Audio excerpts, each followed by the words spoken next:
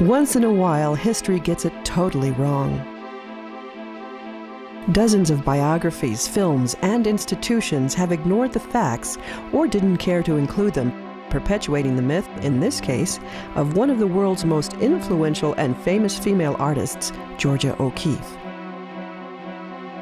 This film has many rare revelations never before documented or published that rights the long-perpetuated wrongs in art history about Georgia O'Keeffe's personal life and her attributed works of art.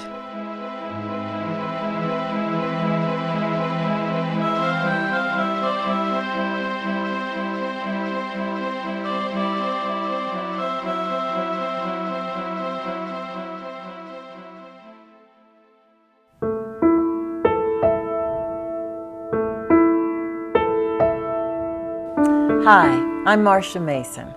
As a resident of Abiquiu, New Mexico, I became fascinated with local stories about Georgia O'Keeffe, which abound because of her legendary art and her notably distinctive personality. Georgia O'Keeffe spent her most productive years in Abiquiu, a small, picturesque Hispanic and Native American village located in the winding back roads of northern New Mexico. This is a story about her life in Abiquiu, not lived as the recluse as many biographers describe her, but as a contributing, caring member of the village of Abiquiu. This is a story of her relationship to a small Hispanic boy, a boy that she loved and taught how to paint. From that relationship comes a story that shakes the world of modern art and everything we believe about the other O'Keeffe, Mother O'Keeffe.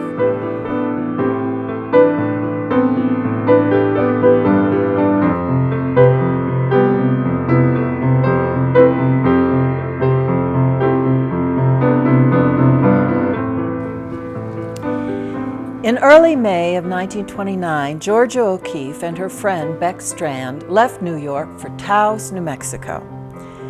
New Mexico affected O'Keeffe profoundly on many different levels. Spiritually, she felt free to be genuinely herself. She wrote to a friend, "I wish I could give you a feeling of the completeness that I have." It was as if some part of her life was ending and another beginning in the vast and beautiful landscape of New Mexico. O'Keeffe returned to New Mexico in 1934, discovering an area called Ghost Ranch that captured her spirit and overwhelmed her artistic and aesthetic sensibilities. In his biography, Jeffrey Hogreff states, "Ghost Ranch was nirvana to O'Keeffe. She walked for miles in Mexican sandals, taking in the majesty of the place in a state of detached awe. Ghost Ranch reaffirmed her vision of the world as a place of brilliant light, fantastic form, and pure color. Over the next rise of a cliff or across a plain of sagebrush, there was a place of spiritual unity." O'Keeffe was now convinced that New Mexico was her home. The only reason she returned to the East was to be with her ailing husband, Alfred Stieglitz. She told a friend, "If you ever go to New Mexico, it will itch you for the rest of your life." Stieglitz feared that her love of art and New Mexico were stronger than her sense of loyalty to him, and he was right. By the early 40s, after several more visits to New Mexico, now renowned and famous, Georgia O'Keeffe departed New York and moved to Ghost Ranch in northern New Mexico permanently. Soon thereafter, she bought and reconstructed an old home and moved to the nearby little Hispanic and Native American community of Abiquiu, New Mexico, where she lived until the 1980s. O'Keeffe was a complicated woman with a stoically simple lifestyle, whose reputation as being difficult to deal with preceded her. Many people who worked for her said it was easy to get along with O'Keeffe as long as things were done her way. She once adamantly exclaimed, "When so few people think at all, isn't it right for me to think for them and get them to do what I want?" So in the past, O'Keeffe had many relationships that were short-lived because people became too intrusive in her life or simply disagreed with her. She was infinitely more comfortable with the natural world than a world with complicated, demanding human beings. However, There was a close relationship that O'Keeffe had with a young Hispanic boy from Abiquiu named Jacobo Suazo, also known as Jackie. It has been misrepresented or left out of most biographies, as is much of her life in the village of Abiquiu, her home for over 40 years. Abiquiu in the 1940s was a poor, remote village. O'Keeffe understood the limitations of Jackie's impoverished world and wanted to be a catalyst for change. Jackie as a child knew nothing about the illustrious world of one of the most important 20th century artists, and O'Keeffe delighted in his sense of innocence and his boyhood charms.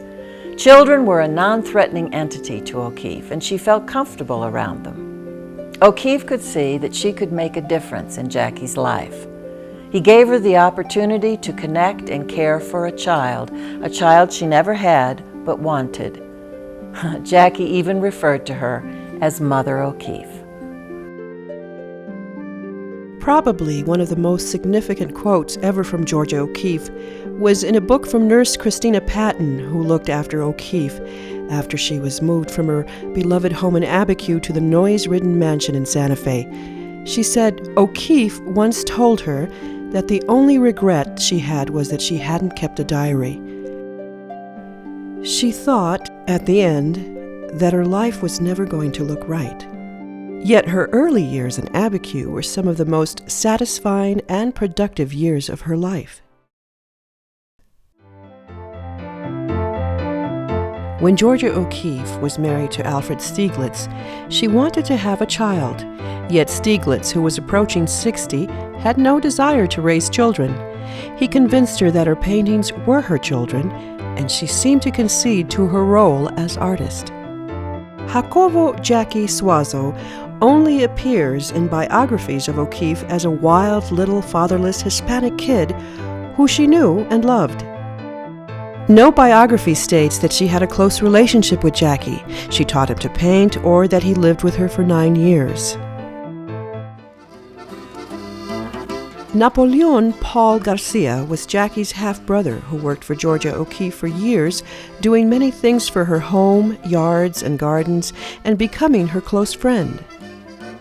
And the men from here started working there, which my father-in-law, Joe Ferran Sr., was the main architect there, fixing her house up.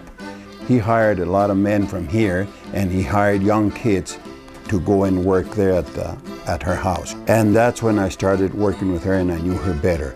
After that we finished the house, and she moved in. So that's when she hired me to go and work with her in her house, in her garden, as as an all-around man. And then I helped finish the furniture in the house after that, making the tables and finishing whatever needed to be done inside the house and all that, And I remember picking up some candy, and that we used to find there on the arroyo and eating it, because we couldn't get any new candy from the store, we didn't have any money to buy any. So. And one day she caught me and she asked me this question. She says, "Paul, I want to ask you a question. How come every time I offer you a piece of pie or something, you refuse? I know you're hungry, I know you want one, how come you refuse? How come you don't come in?" And I thought about it for a little while, and then I says, "Well, Ms. O'Keeffe, we're not used to people giving us anything."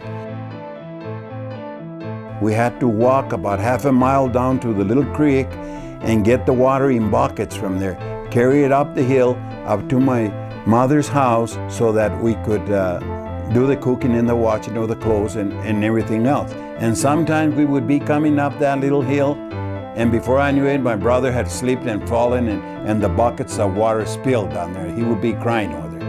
And I had to go back and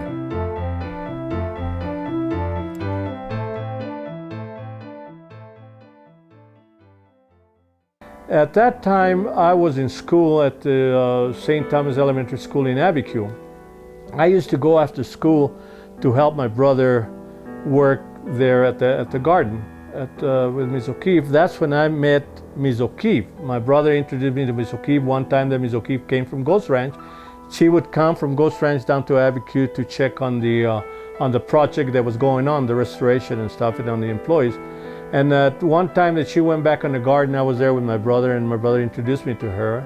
And since then, we got a liking to each other, and we started being very friendly.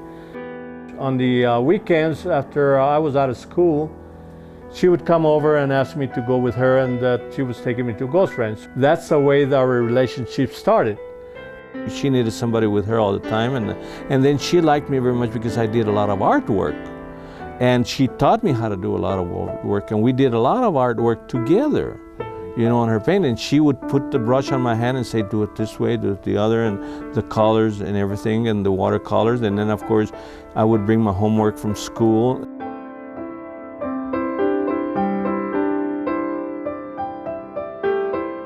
Sometime during the time that I was with my mother O'Keefe, she brought me to Santa Fe to be tested on an IQ test, I guess, to see how intelligent I would be and how much I could learn on doing art. And she was very happy to go that I had passed all right, I guess, because we stopped at Tiano's and she bought me a pair of gloves and the first brand new jacket that I've ever had in my life. But another time too that she flew me to New York. We went to New York and she took me into a gentleman's office over there too, and they questioned me and talked to me. And afterwards I had learned from her that she had taken me also for see how much intelligence I had if I could be an artist.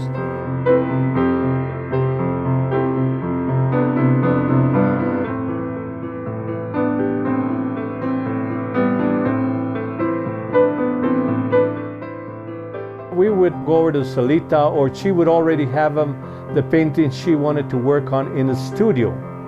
And then I would sit there and she would also sit there by me and would supervise me and instruct me what to do on the paintings, how to use the paint or what colors and this and that and the other. And when we would work on her paintings, she would sit back and look at her artwork and paintings, and she would tell me to get the brush or the paint and go and do something in the paint. She would teach me how to do the brush strokes and what color to put in certain places that she wasn't satisfied with the paintings. And this is how we ended up collaborating on a lot of the artwork that she did and we did. And if we were through with those, we would take them back to the Salita for storage, and we would bring some more or whatever. And the Salita is where we kept all our artwork. From Abiquiu, Jackie and Mother O'Keefe continued their relationship and art pursuits in her second home on the weekends in Ghost Ranch, New Mexico. From up here on this roof, my Mother O'Keefe and I made a lot of sketches, and we painted whatever we could from up here. And from up there on the mountain, you can see her house down here and see the whole scenery. That's what she used to like to go up in the mountain to, in the Cerro del Perdenal, which is called the O'Keefe Fountain.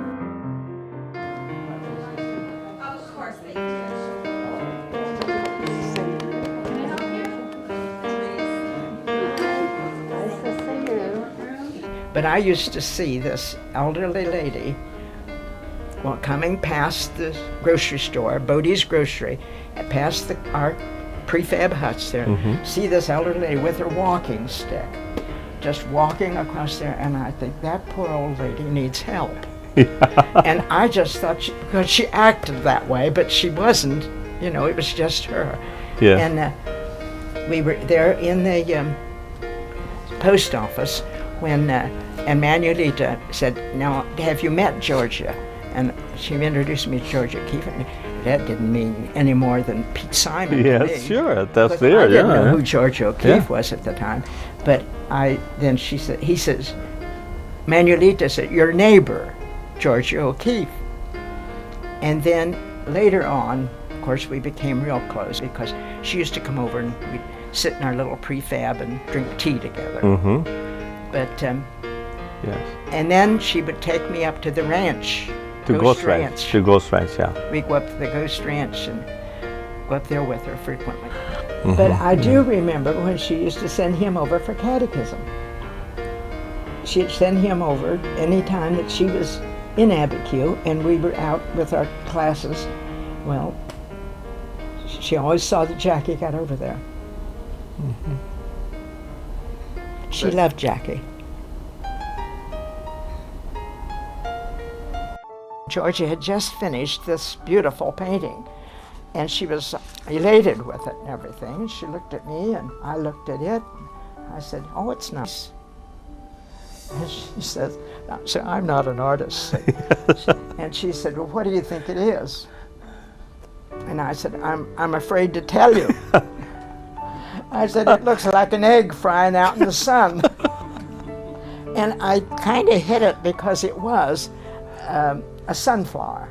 Mm-hmm. It was a sunflower, and then when she explained it to me, I saw the whole thing. But she started to laugh, and I never saw her laugh like that again. She laughed, and she laughed because I call that an egg frying in the sun. O'Keeffe tried numerous times to adopt Jackie, but his birth mother continuously declined. He was her little pet. Well, she wanted to adopt him, you know. At one time, she wanted to adopt him and send him to a good school or whatever she had in mind for him. But she wanted to adopt him. And they went to see my mother. She went and talked to the priest that we had here in Abiquiu, because people from here, we depended on the priest also for a lot of our decisions. So she went with him to talk to my mother, and being that he spoke Spanish, they went to talk to her that they wanted to adopt Jackie. And my mother at that time said, no. My little son is not a piece of tortilla, and he's not going to I'm not going to give him away like a piece of tortilla. No, so get out of here. No. No, les dije que no quería. Sí, que era tortilla para que te dieran como la tortilla. She does say that she remembers telling them that she was not giving tortillas away. That wasn't a tortilla to give away. That if my mother O'Keeffe wanted a son, that she could go ahead and have one. So at the third time that the priest and my mother O'Keeffe went up to talk to my real mother, Lucia Suazo, about the adoption, she was really upset, and with a few choice Spanish words told him off and threw him out of the house. He was a grandpa, one of my best friends that I had in Abiquiu that I used to play with and everything. He lived right across the road from Miss Georgia O'Keeffe, and she used to walk by his house there, and he was always coming out to meet her, or she would go inside and talk to him, and for sure he would propose to her for marriage. Every time he met her, he wanted to marry her, and she would say, "No, Fiñano, I'm not ready to get married now, but I'll think about it." And that's when she would go and get him a drink or something. Of course, that's when he got older and older. She used to walk and visit the people here. She used to come and visit me here at the house, visit with my wife, and she used to come and visit the other neighbors that we had.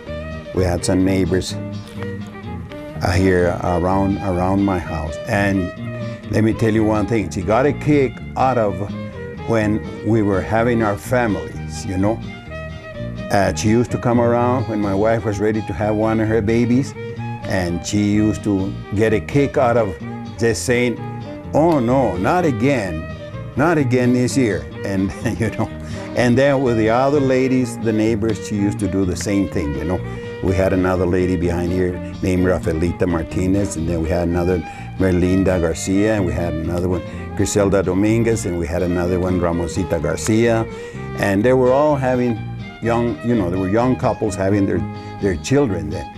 And she used to like to visit them and go in and talk to them about having another child that year again, because it looked like we were having competition with each other, you know. Jackie and Georgia shared many adventures together. They enjoyed going for hikes up to a nearby mountain stream and picking wild watercress. One major reason she moved from Ghost Ranch to Abiquiu was because there wasn't a water source for her garden at her Ghost Ranch house. Georgia loved her garden, and the organic vegetables and herbs she grew were an important part of her diet.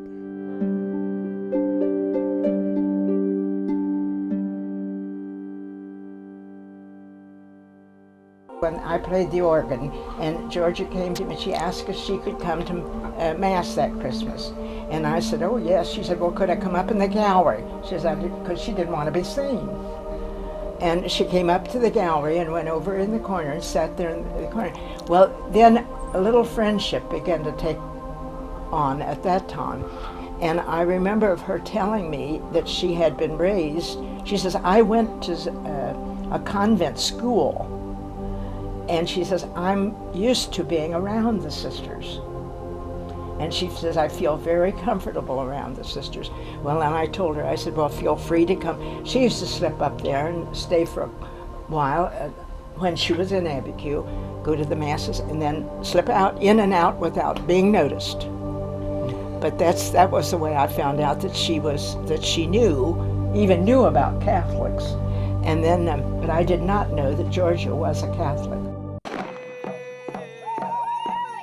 O'Keeffe was fascinated by local ceremonies like the festival of Santo Tomás, celebrated around Thanksgiving. This is a mixture of cultural celebrations of the Genízaros, a blending of Native American and Hispanic cultures, resulting in a unique Catholic celebration found only in Abiquiu, New Mexico. There's an organization of what we call Brothers in the Catholic Religion, and they sort of march and punish themselves or hit themselves on the back when they march during the Holy Weeks. So I invited her and we went up there and hid between the rocks there until we heard the noise coming, and we saw him coming and what they were doing, and then my mother O'Keeffe got up and said, no, it's too spooky here, take me back, I don't want to stay anymore. And I say, wait a minute, Mother, it's not over yet, let's wait a little while longer. No, it's too spooky, take me back. O'Keeffe's contributions were immensely helpful to individuals as well as the entire community. She helped us out with our water system that we put here in the village. She helped us out with our sewer system. She helped us out with our gymnasium, and with a lot of projects, the school, one of the schools. I came to Santa Fe after we discussed putting up a gym because she wanted her Abiquiu boys to play inside because they were getting too many colds, she said. And so she sent me, and I came here to Santa Fe and got a blueprint of the gymnasium that the brothers here at the College of Santa Fe had. And I took it back, and she discussed it with the gentleman by the name of Mr. Jose Ferran, which was the contractor in Abiquiu. And they decided that they would go ahead and build that gym in Abiquiu. The people of Abiquiu wanted to name it Georgia O'Keeffe Center, but my mother O'Keeffe did not want that. She said for the people to go ahead and name it Jose Ferran Senior Center. And of course, she always gave us the uniforms, the bats, the balls, and even lend us her cars to travel to games. When Jackie joined the Marine Corps in 1953, he left behind all his works in the Salita. It's a storage room in O'Keeffe's home. Assured that he had a place in O'Keeffe's estate, he never questioned the security or location of the paintings he had worked on with her. After Jackie left the Marine Corps, he returned home to New Mexico, where O'Keeffe helped him get a job as state civil rights investigator through her association with the governor. She also helped him purchase a home in Santa Fe to begin his own family. Then, John Hamilton came to town. In the spring of 1972, John Hamilton moved to Ghost Ranch from back east and wanted to meet the 85-year-old Georgia O'Keeffe. O'Keeffe didn't like outsiders, but John was young, handsome, and had been born the same year that Stieglitz had died. O'Keeffe was fascinated by meaningful coincidence, and she grew to like Juan, as he preferred to be called. Biographer Jeffrey Hogarth states, Hamilton had come into her life at a time when she had no choice but to give up some control. Not only could she not see well, she suffered from periodic deafness and loss of balance. Giving up control was not easy for the elderly artist. Not even her late husband exerted the kind of control Hamilton had come to exert. By that time, when Juan Hamilton came and he appeared there, we had to go to him. And he would say, yeah, I'll go ask Miss O'Keeffe what you need and whatever our question was, you know. And he would go, God knows if he would ask her or not, and then he would come back and tell us the answer or whatever he wanted. But here, while we were still working there, when Juan Hamilton came, he wouldn't let us get close to her at all, you know, to communicate with her, in other words, to ask her questions like we used to when she was younger, when she was in her prime, that we used to go and talk to her and tell her, how do you like this work, Ms. O'Keefe? Is this the way you wanted it? And she would say, no, I don't want it that way, I want it this way.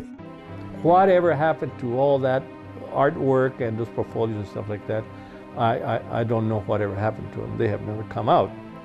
Some of my paintings have started to show up now, watercolors that I found out about, but I mean, the rest of the stuff, I don't know whatever they ever did.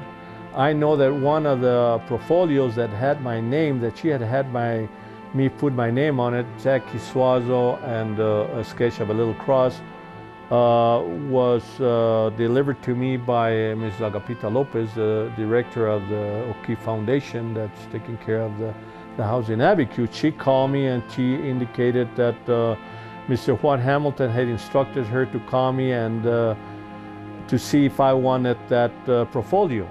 This booklet, paper pad, was some of the booklets that me and my mother O'Keefe would do art on and watercolors, but the pad and the booklet they delivered to me had only 6 plain pages that were left on the booklet. The rest of the pages had been torn off.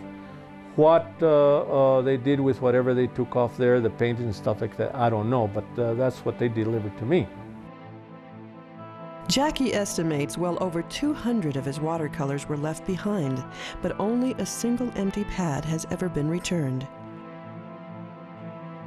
Nothing on his oils or works his mother O'Keefe and he created together have ever been revealed or returned to him. Taken to St. Vincent Hospital in Santa Fe, Georgia O'Keefe died March 6, 1986. Immediately after she passed away, there were contested codicils to her will for millions of dollars of her art and other assets. It was a process sealed in the pages of a non-disclosure agreement which has never been seen by the public. Her foster son, Jackie Suazo, received $30,000 from the estate. The rest of the $80 million plus in assets were divided among Juan Hamilton O'Keefe's living relatives, museums, and institutions. I was district court judge in the 1st Judicial District, Santa Fe, New Mexico, when Georgia O'Keefe died.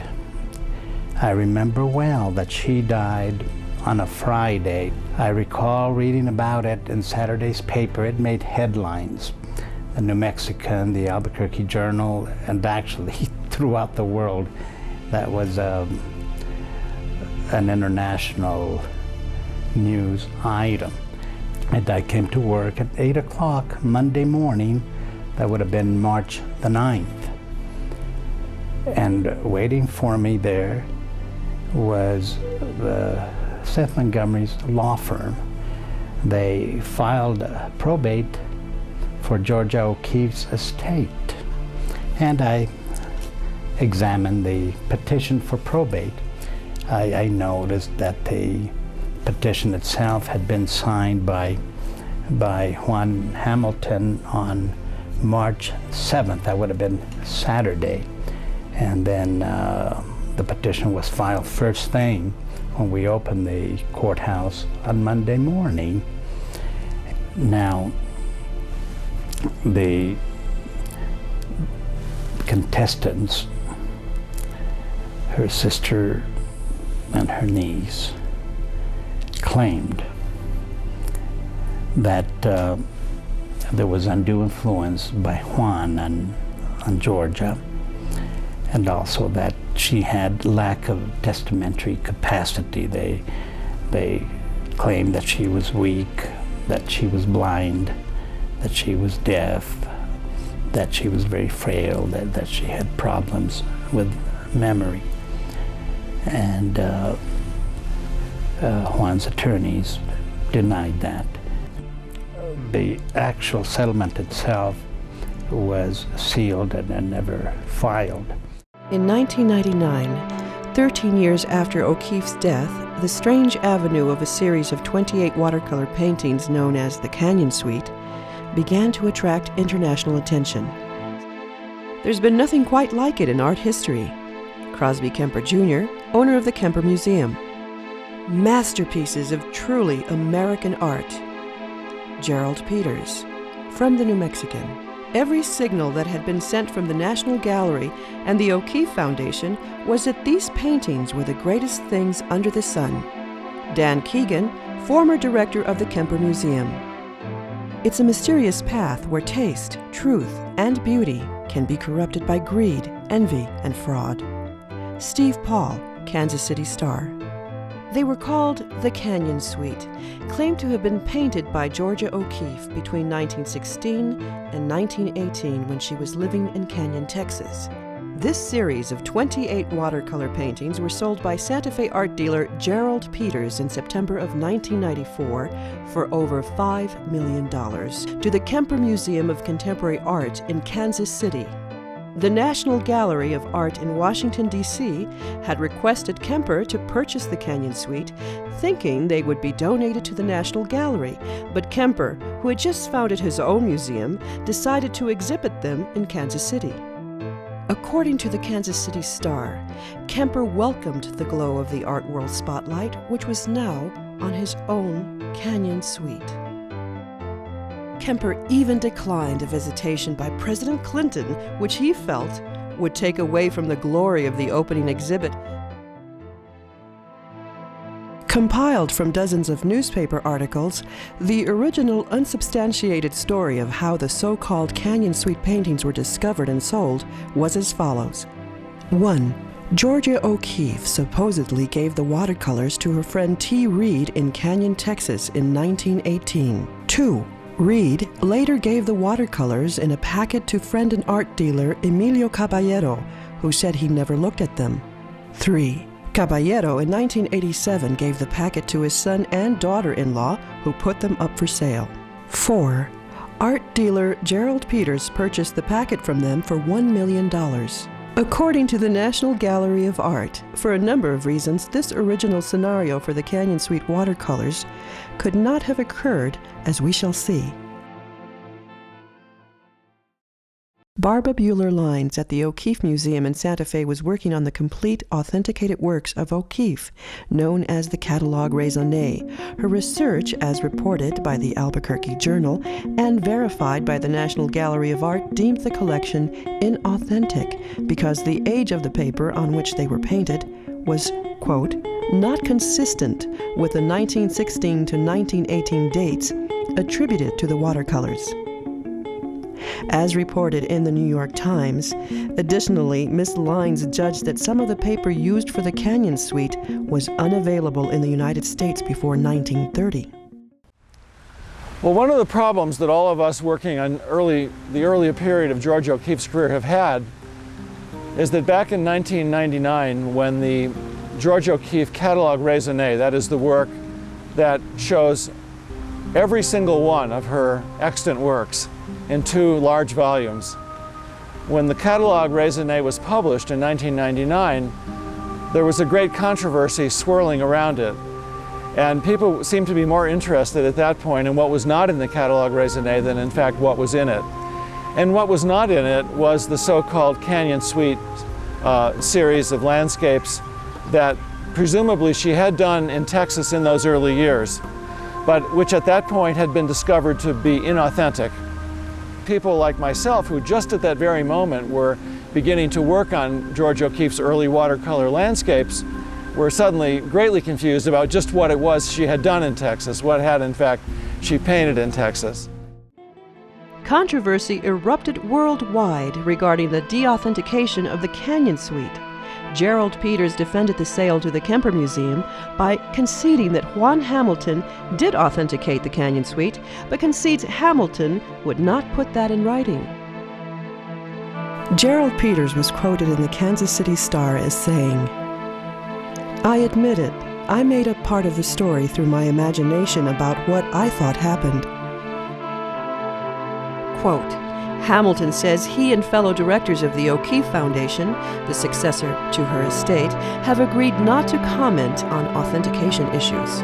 Steve Paul, Kansas City Star. A friend of mine brought me a piece of newspaper that came out in Santa Fe, and I recognized the painting that was on the paper, that it was one of that my mother O'Keeffe and I had worked on. And we went to, I drove myself to Kansas City, Missouri. I went in and to the museum, the Kansas City Museum, and the manager of the museum, Mr. Daniel Keegan and Mr. Stevenson, helped me out, and they did not have the paintings, the collection and display. They said they had it under lock and key in a vault. And I explained to them why I was there, and they were a little hesitant at the beginning, but then when I told Mr. Keegan that the paintings might be some of my work, then he became interested. He said, well, he said, I'll go ahead and show you all the paintings. He showed me the book where all the Canyon Suite collection of my mother O'Keeffe was. And we went through the little book, and I recognized most of them, and I told him about it and stuff like that. And he asked me a few questions, where I was from and how I had got involved with my mother O'Keeffe and things like that, and I told him. And then he said, well, now, he said, I'm going to take you into the vault, he said, and we're going to show you the real McCoy, the originals. And I said, okay. So we stood up, and they took me into a room. They opened the door, and they displayed, all the paintings were displayed in a U-shaped table. And as soon as I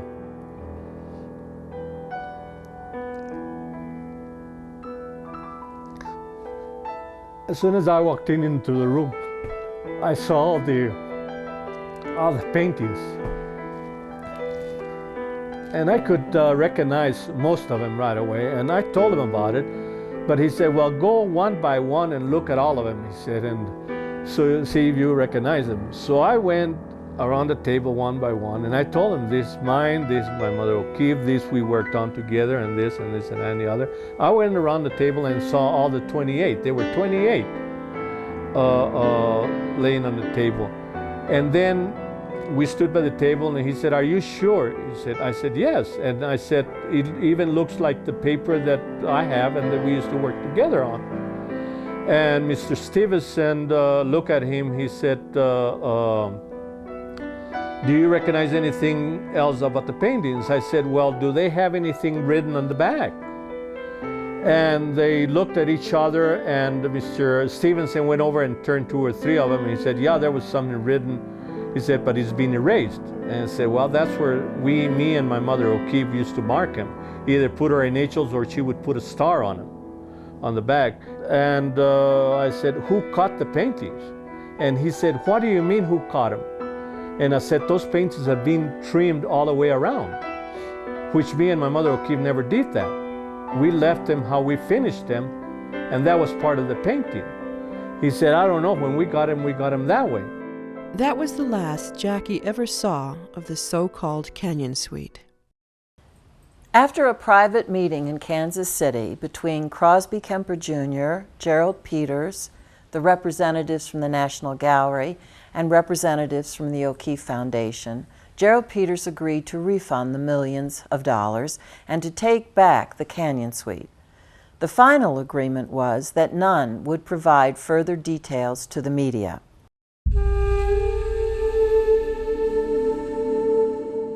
Another prominent art magazine states, "The New Wrinkle, which never surfaced from the National Gallery or the O'Keeffe Museum or Foundation in Santa Fe or any other art expert, is that Miss O'Keeffe used watercolors on most any cheap paper as rough drafts for paintings she later undertook in oil or acrylic. Since they were experimental in terms of selecting colors, etc., her foster son Suazo did many himself and worked with her tinkering around with many others."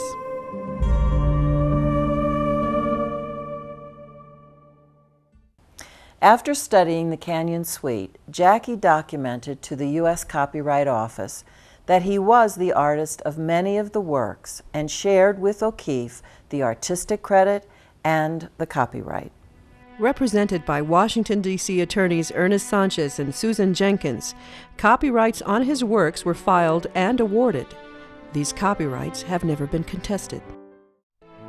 With immense media coverage, no one in the art world volunteered or agreed to explain why the Canyon Suite watercolors, when they were thought to be painted by world-renowned artist Georgia O'Keeffe, were called some of the greatest abstract watercolors in art history. But when pulled from authenticity and revealed that several had been painted by a young Hispanic kid, Jackie Suazo, they were called totally worthless. There are remaining questions concerning many other works Jackie had left at his O'Keeffe home. The following paintings were originally included in the Canyon Suite, said to be from Texas. They were actually painted around O'Keeffe's home in New Mexico. This window is one of the windows. It's covered up now, you can't see inside. But this is the window that we used to look inside. And there used to be a stove in there that reminds me where I made my painting that is called Las Llamas, a wooden stove. The sketch was started here, and then I painted the painting. I would go over here, we would go over here to the window, and we would look in the window here. We were looking for the girls, and we would look in the window, and we would see the fire in there, the fireplace in there and stuff like that. And this is where it originated, you see. And they're telling us that that painting came from Canyon, Texas or something like that. Here's where it originated. This is where I saw it, and this is where I made the sketch, and then I painted it over in my mother O'Keeffe's on the plywood table that is shown in my pictures. That's where the painting of what they call the Blue Hill on the Canyon Suite. See that I made it and named it Coruco. That's where it originated. I made the sketch of that hill, and then I made a painting.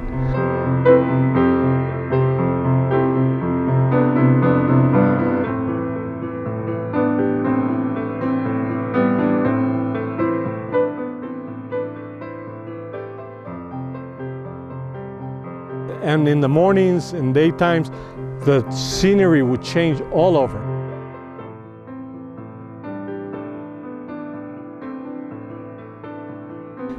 There on those hills, that's where we made the painting, La Rajadura. We sketched it, and then we painted watercolor of it.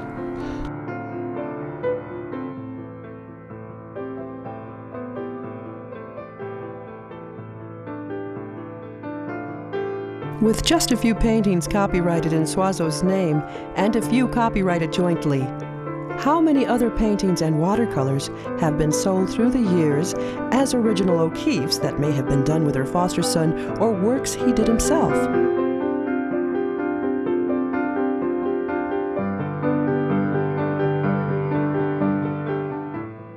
It wasn't uncommon in the little towns of New Mexico to foster a family or people who start working at the house became part of the family.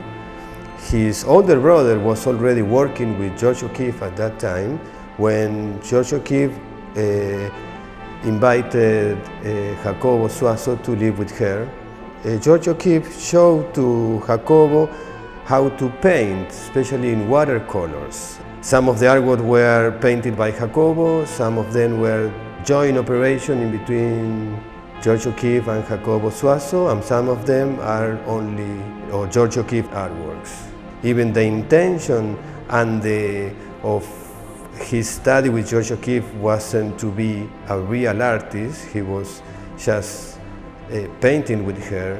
The idea is to give him some recognition in the copyright of the artwork, because he was the person who actually painted the artwork, or because of him, George O'Keeffe was intended to give time and train him as an artist in watercolor, where the principal medium for George O'Keeffe was always oil on canvas. They really went through experimenting with watercolors on those works on paper. With all the mystery surrounding the hundreds of unauthenticated O'Keeffe works, will the art world ever embrace a thorough examination of Jackie Suazo's works and testimony, a credible eyewitness to O'Keeffe's genius? History deserves a second chance to get it right.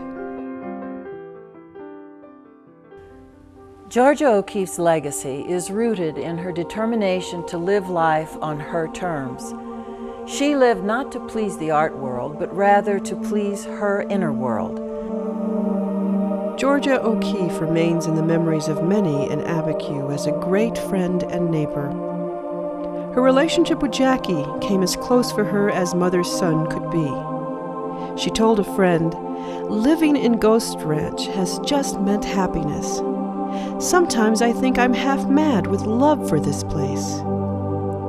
And later she said, "My feeling about life is a curious kind of triumphant feeling about seeing it bleak, knowing it is so and walking into it fearlessly because one has no choice, and simply enjoying one's consciousness."